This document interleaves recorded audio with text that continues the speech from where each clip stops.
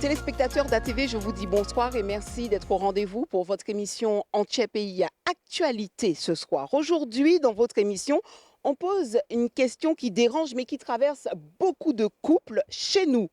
Les femmes sont-elles devenues trop exigeantes ou les hommes pas assez engagés émotionnellement? On en parle avec notre invitée Gladys Marie-Florine, une professionnelle, une voix, on va dire une femme aussi, un regard ancré tout simplement dans la réalité de notre société. Gladys Marie-Florine, ça va bien? Ça va, merci et vous? Très bien, merci. La casquette ce soir, du coup, pour ce dossier. Disons que je suis psychologue et sexothérapeute. Très bien. Gladys Marie-Florine, quand on parle de femmes exigeantes, de quoi parle-t-on vraiment? Alors, je crois qu'est associée toujours à la femme cette possibilité de toujours trop en demander. Et c'est vrai qu'il y a un côté déjà assez péjoratif qui est apporté à cette femme trop exigeante. Alors, une femme exigeante, c'est une femme qui aura des critères finalement dans sa recherche de partenaire ou dans sa volonté de choix conjugal.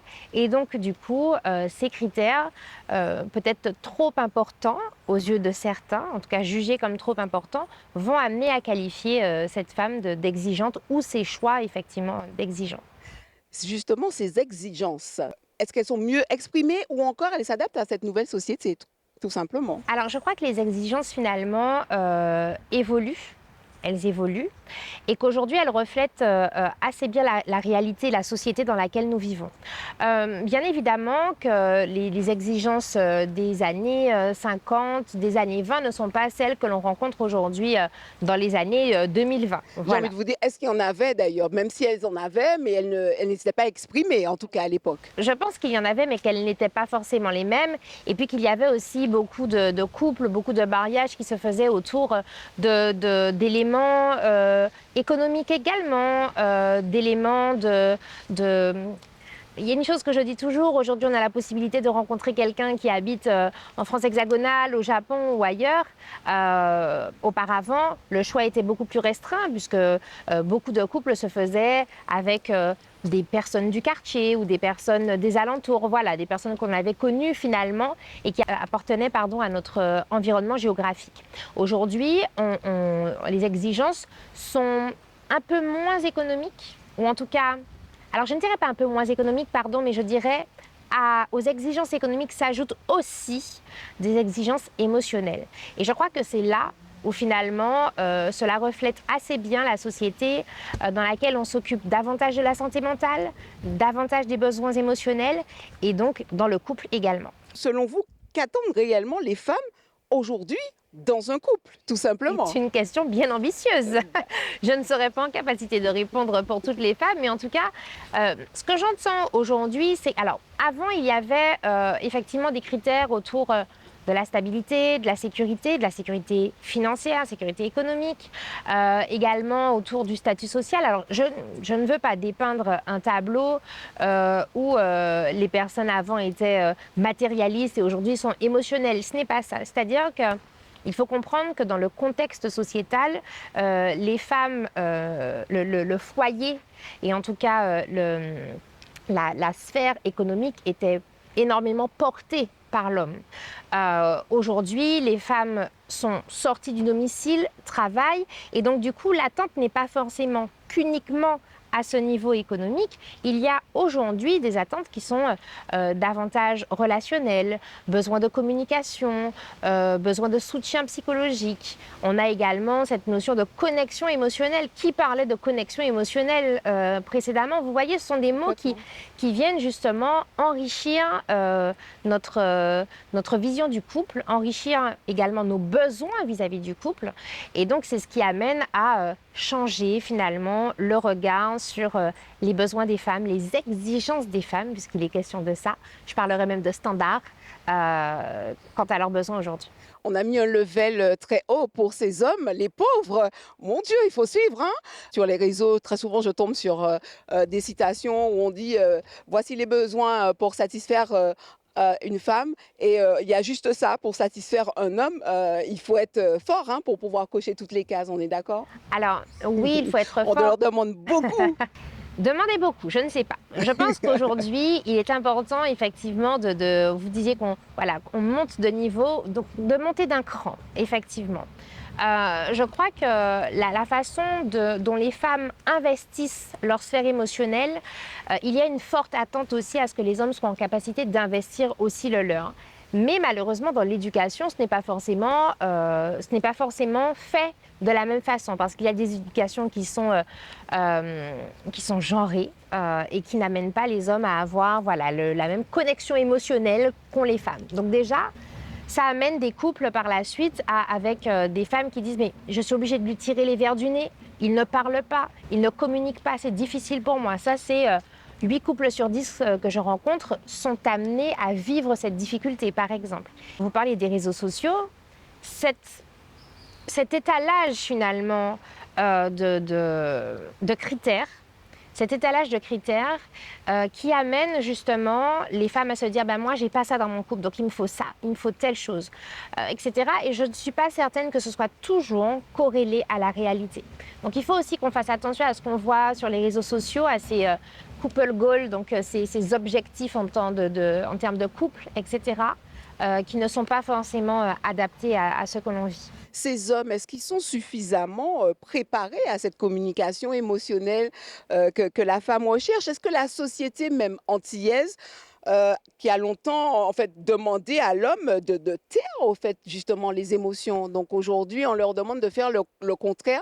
Bon alors je sais les garçons, vous allez beaucoup m'aimer ce soir, je me fais l'avocat du diable pour une fois que je me positionne, mais en fait, est-ce que la femme ne se suffit pas à elle-même et est-ce qu'il faut que les hommes cochent certaines cases pour pouvoir justement briller, rayonner et être bien dans le couple? Alors, je répondrai déjà à la première partie de la question qui est est-ce que les hommes sont Suffisamment préparés, oui. Je crois que ni l'homme ni la femme n'est préparé au couple. Je parle de la femme en disant que, et je parle vraiment de ce que je vois avec les personnes que j'accompagne. Chez la femme, j'ai vraiment cette impression qu'on ne lui a pas dit ce qu'il attendait. Elle ne s'attendait pas à avoir une personne en charge, en plus que ses enfants, par exemple, une personne à qui elle devra dire est-ce que tu as pensé à récupérer telle chose? Est-ce que tu as appelé le médecin pour les enfants? Est-ce que tu as pensé à aller chercher les vaccins?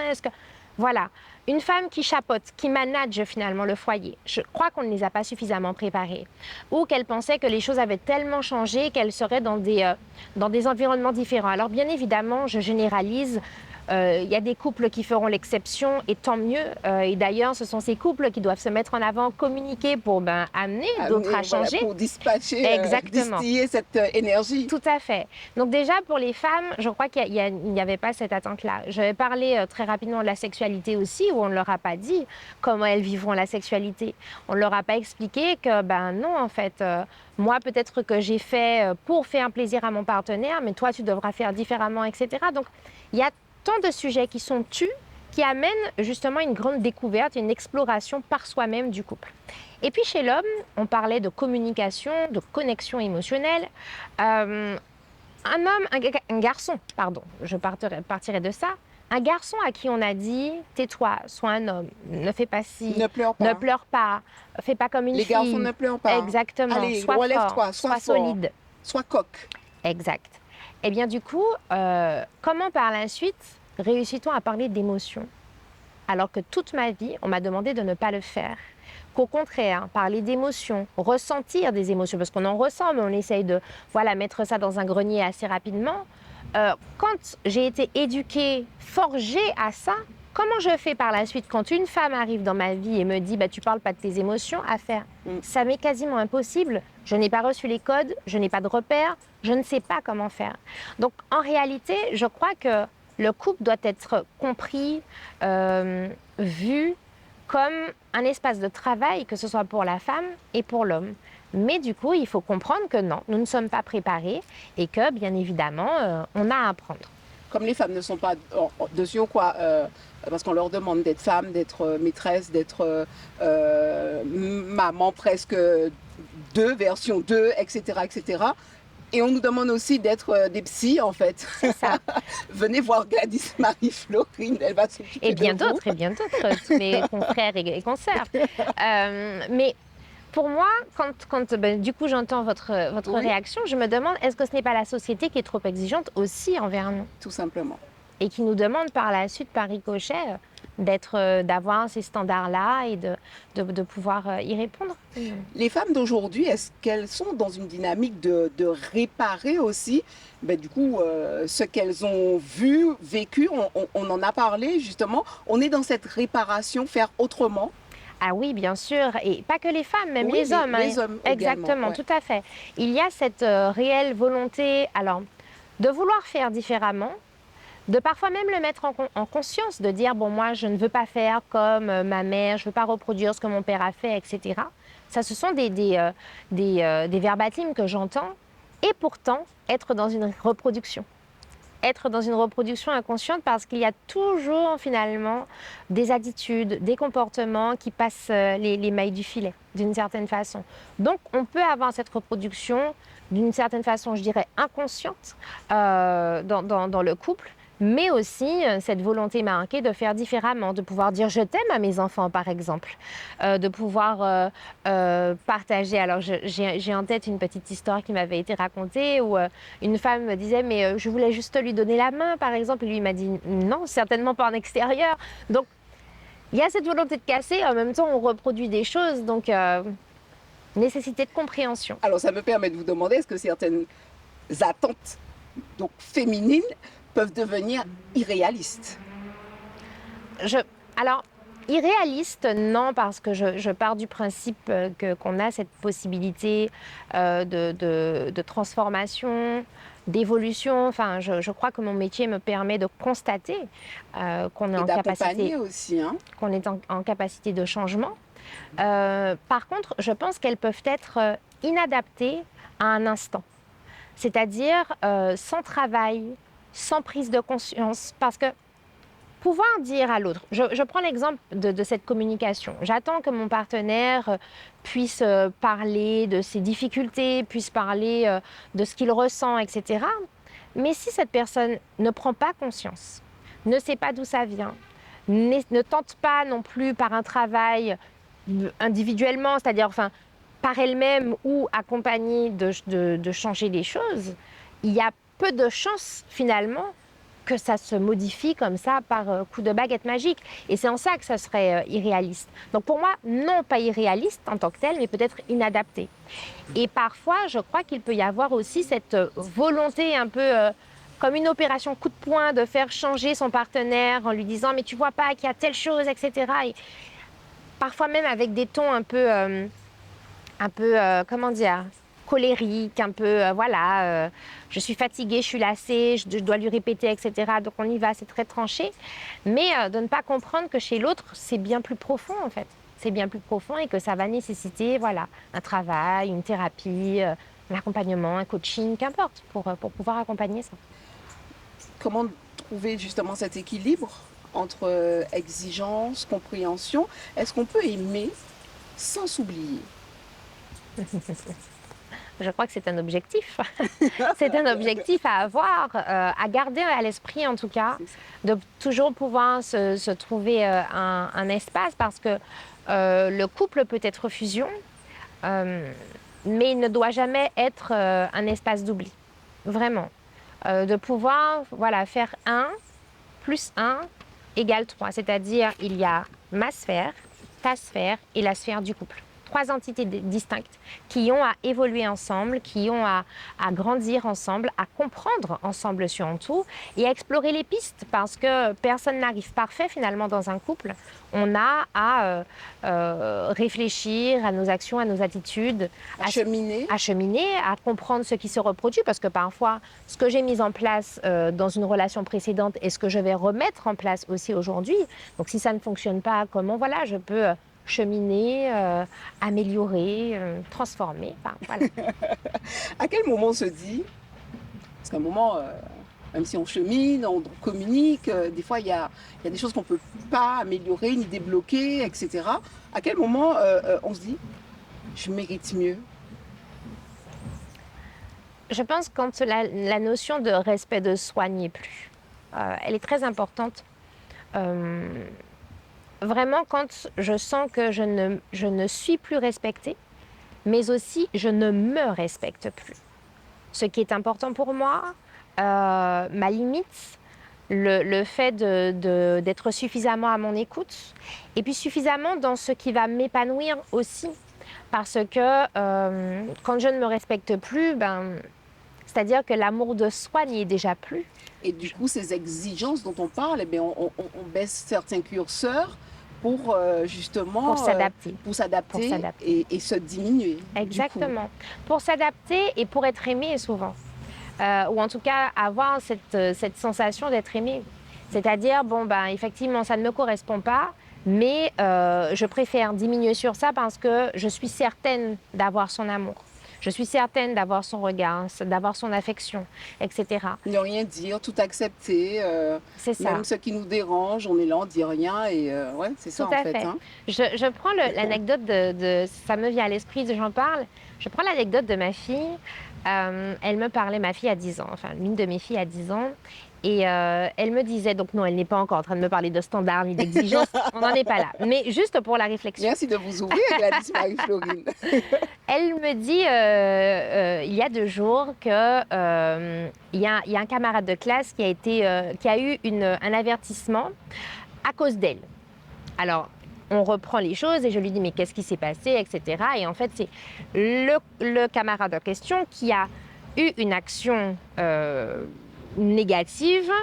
Elle en a parlé à l'adulte, à l'éducateur, et l'éducateur a décidé de sanctionner ce camarade de classe. Et je lui explique qu'en réalité, elle n'a pas tort. Elle a très bien fait. Elle n'a pas tort. Elle n'est pas allée à la confrontation, elle n'est pas allée justifier et tout. Elle a fait ce qu'elle devait faire, ce qui était juste. C'est-à-dire, il a eu un comportement envers moi qui n'était pas approprié. Je décide d'en parler. Et ensuite, quelles que soient les conséquences, c'est à lui de prendre la responsabilité finalement de son acte.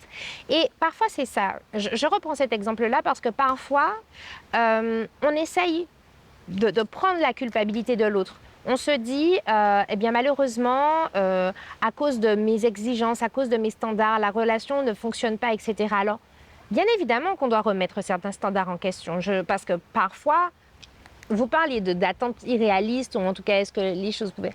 Parfois, comme j'expliquais tout à l'heure, c'est les applications de rencontres qui nous amènent à avoir des critères un peu comme dans un marché. Moi, je veux 2 kilos de, je veux 1 kilo de... Voilà. Il faut aussi qu'on remette un peu d'humain dans notre façon de voir les choses. Je parlais des réseaux sociaux aussi, ça nous amène... L'éducation et tout. Voilà, ça nous amène à avoir des critères un peu tranchés. Moi, je veux un homme comme ça, je veux un homme comme ça, etc. Mais il n'est pas question pour autant de se sous-estimer, il n'est pas question de culpabiliser parce qu'on décide de ne pas faire affaire avec un homme qui a déjà quelqu'un, par exemple, ou de faire avec une personne qui nous parle le week-end et qui en semaine est totalement absent, alors que pour nous, la communication est importante. Vous voyez, je pense qu'il y a un équilibre aussi à trouver dans notre façon de voir les choses.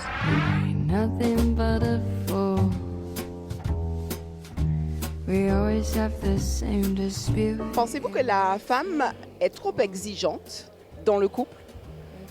Non. Non, je ne pense pas. Je pense En fait, il faut, selon moi, bien s'entendre sur ce que l'on attend l'un de l'autre. C'est peut-être le point de départ, ce serait forcément la communication. Moi, je dis qu'on est deux, on est comme ça. Il n'y a ni ça, ni ça. Donc, moi, je dis que c'est de la communication. Je me dis qu'il faut que ça soit comme ça. Ça qui est bien dans le couple là, actuellement, c'est que là, un petit peu équilibré. C'est-à-dire, nous avons trouvé que nous, quand dans les là, nous avons fait là, et ça qui est bien dans le couple là, c'est que c'est madame aussi qui a exprimé demande. Et ça, on a trouvé ça, c'est bien plus intéressant qu'avant où il faut toujours en force de proposition, y compris pour aller driver, même si on ne check pas orienter nous pour nous aller dans ce sens-là, mais ça fait partie du GA, nous savons ça. C'est peut-être aussi particulier chez nous par rapport à notre culture quand on parle de l'exigence des femmes. C'est exactement ça, je pense que c'est ça. On est habitué à être indépendante super tôt, on est responsable super tôt ici. Non, peut-être délai pas assez face à l'exigence là. Non, mais de toute façon, c'est comme ça, niveau nous mettons là, même si nous avons un étage, qui est toujours 2-3 étages qui créés en l'air. Donc, nous on dit dans un bagage où tout ce niveau là qui manque, puisque madame toujours qu'à doux en nous. Ça peut en force, mais ça peut aussi en faiblesse. En fait, non, si vous voulez, il faut qu'on paye à chaque fois mon venir parce que en fait, ça qui permet tout de changer, c'est-à-dire que si c'est madame là pas continuer demander, nous va stagner. Donc, on dit, donc, nous allons remettre en cause certains valeurs. Bon, des fois, ça va plaire nous parce que ben, la chaud. Mais en fait, il ne faut pas y freiner, pas qu'à demander, pas qu'à faire ci, pas qu'à faire ça. Non, il faut continuer même ben, là, continuer à demander. Des fois, il faut juste faire des réglages en l'air. Est-ce qu'on peut penser que, peut-être parce que nous sommes un peuple martinique, l'exigence là est moins plus présent? Non, c'est-à-dire que chaque fois nous en côté, nous voyons de l'autre manière parce que c'est l'autre côté où c'est un touriste. Donc, on n'a pas une permanence, comportement, mais sauf là, ici, on est toutes les. Donc, mais là, l'autre côté, on va dire, ah, c'est ouais, ben, la plus belle ici, non. On va trouver tout partout. On va trouver tout partout, mais sauf que culturellement, par exemple, je regarde notre peuple, et puis, en nous, on regarde, ah, il faut être habitué parce que fait quelque chose. Mais là, il regarde, mais ah, ouais, comment tu fais avec cette femme-là? C'est comme ça. En fait, côté attendre à recruter avant là ni pas ni ça et surtout toute génération on peut pas venir après ti après ta là après ta nous là c'est plus en nous plus qui demande plus accélérer on accélérer c'est-à-dire bon avant madame tu attendre dit bon venir jouer machin après vous venir jouer pas arrêter là je vais finir pour moi ça c'est un bail normal hein? Et si nous faire en parallèle dans le comportement les maintenir 20 ans on va travailler pas pour qu'on cabane la rue.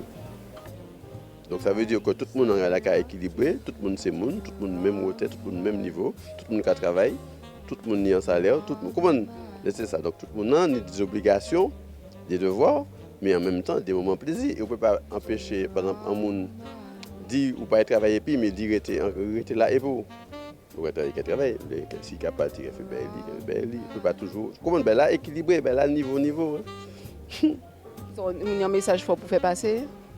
Non, ça c'est qu'il ne faut pas changer, c'est simplement des fois mettre des gants. Merci Ochaï.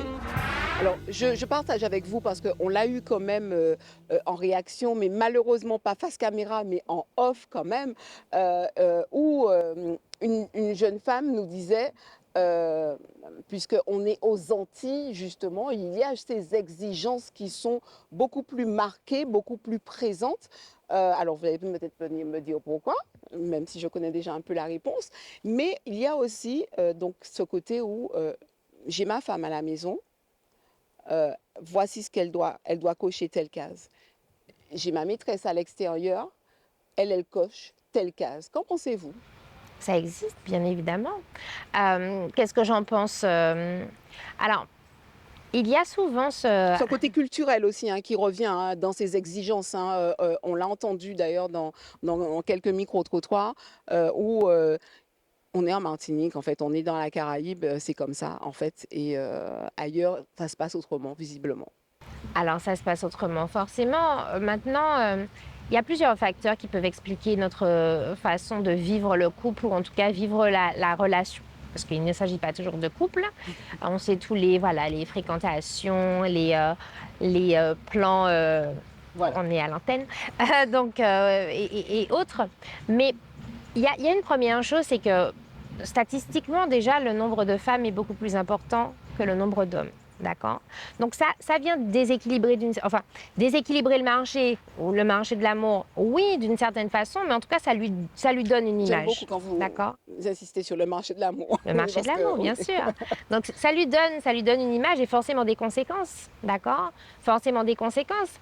Est-ce que c'est forcément les femmes qui mènent le marché? Pas nécessairement, parce que justement les hommes étant moins nombreux. Donc forcément, quand on arrive avec beaucoup de critères, parfois on est obligé de faire descendre, d'abaisser ces critères parce qu'ils sont rares. Vous voyez ce que je veux dire? Oui. D'une certaine façon, j'ai l'impression de parler de Pokémon, c'est un peu bizarre cette histoire, mais voilà. Donc oui, il y a une notion culturelle qui est forcément à prendre en compte. Maintenant, est-ce qu'on doit forcément tout excuser parce que la Martinique est comme ça, parce que culturellement on est dans la Caraïbe et que je ne suis pas certaine. Je ne suis pas certaine. Je pense que justement, on a tout de même à garder en tête nos besoins et de ne pas forcément toujours les amoindrir parce que justement, la Caraïbe, c'est comme ça. Il y a plein de choses encore à dire. J'essaie d'être dans les temps, en tout cas. Dans un couple, parce que sinon, je vais me faire taper sous les doigts, on m'a demandé de poser au moins ces 2 questions. Dans un couple, qui doit faire le plus d'efforts? Parce que là, visiblement, on demande beaucoup à l'homme. La femme, bon, voilà, c'est elle qui décide tel curseur, tel curseur. Et est-ce que l'amour suffit vraiment pour que ça marche? Ce sont des questions qui reviennent. Et est-ce qu'on aime comme on nous a appris à aimer les standards, etc. Ok. Alors, première question, nous Qui doit faire étions le sur plus qui doit d'efforts? faire le plus d'efforts. Tout le monde.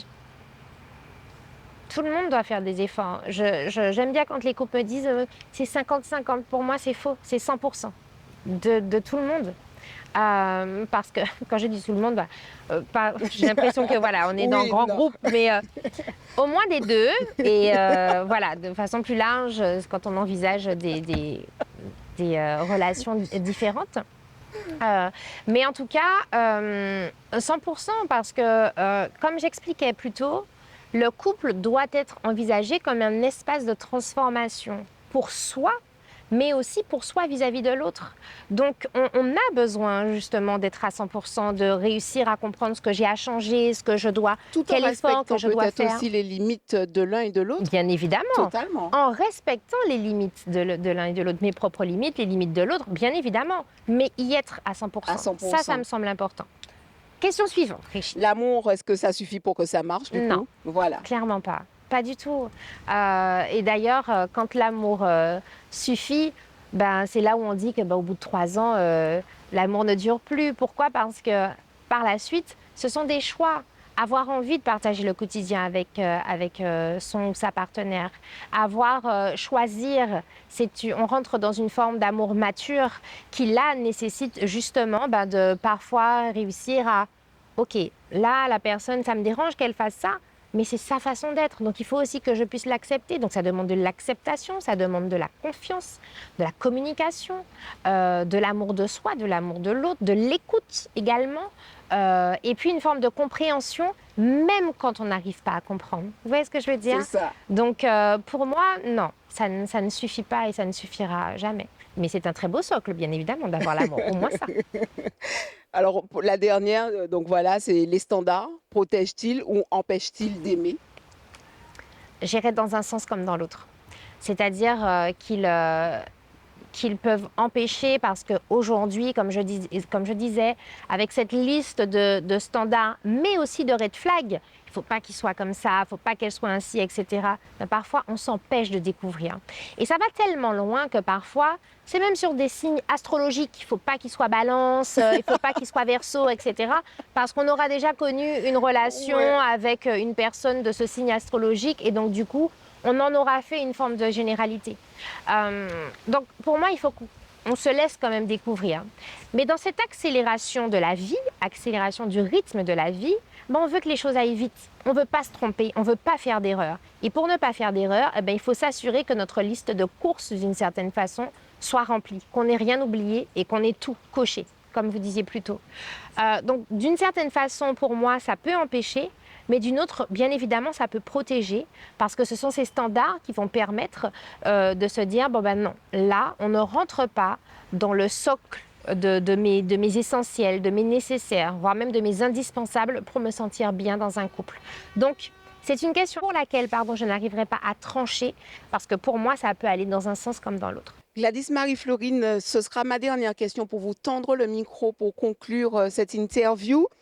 Du coup, dans ce mois de mars, n'est-ce pas, Journée internationale des droits de la femme, et nous, on a décidé de décliner sur plusieurs casquettes cette exigence donc féminine, force ou fardeau. C'est la question pour conclure. Et le débat est ouvert de nouveau. Alors, je dirais que ce sera un fardeau quand, bien évidemment, on est dans cette liste de courses en se pensant sur le marché de Fort-de-France relationnel. Mais ce sera toujours une force quand ça permettra de nous protéger. De nous protéger des violences, tout d'abord. Qu'elles soient physiques, verbales, psychologiques, économiques, et quelle qu'en soit la forme, tant que ça peut nous protéger aussi d'actes non consentis, Et tant que d'une certaine façon, ça va nous protéger de l'abus émotionnel. Ce sera toujours une force à ce moment-là. Donc, bien évidemment, j'ai envie de dire, ne baissez pas vos standards tant qu'ils sont alignés à la réalité et qu'ils vous protègent et vous permettent de vous respecter. Voilà. Merci beaucoup, Gladys Marie-Florine. Être exigeante, pardon, est-ce trop demandé ou simplement se respecter? Être un homme aujourd'hui, est-ce savoir aimer autrement que nos pères? Le couple n'est peut-être pas une question de trop ou pas assez, mais de conscience, d'écoute et de vérité. Merci beaucoup, Gladys Marie-Florine. On se retrouve très bientôt pour un autre sujet.